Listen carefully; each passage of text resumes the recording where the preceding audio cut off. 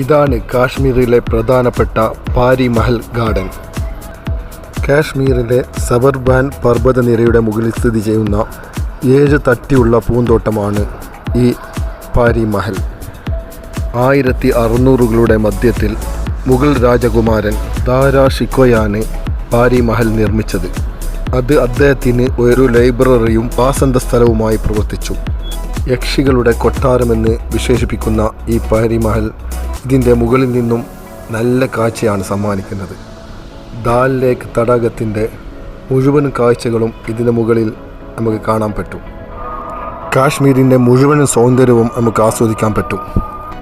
1600കളുടെ മധ്യത്തിൽ മുഗൾ ചക്രവർത്തിയായ ഷാജഹാൻ്റെ മൂത്ത മകനായ മുഗൾ രാജകുമാരൻ ദാരാ ഷിക്കോയാണ് ഈ 7 ടെറസുകളുള്ള പൂന്തോട്ട ഘടന നിർമ്മിച്ചത്. ഈ പൂന്തോട്ടം പിന്നീട് അദ്ദേഹത്തിൻ്റെ ഭാര്യയായ നദീറ ബാനുവിന് സമ്മാനിച്ചു.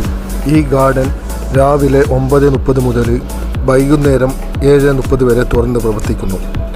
1 മണിക്കൂറിലേക്ക് 10 രൂപയാണ് ചാർജ് ഈടാക്കുന്നത്. കാശ്മീർ വന്നാൽ കണ്ടിരിക്കേണ്ട പ്രധാനപ്പെട്ട സ്ഥലങ്ങളിൽ ഒന്ന് തന്നെയാണ് ഇത്. ഒരിക്കലും ഇത് മിസ് ചെയ്യരുത്.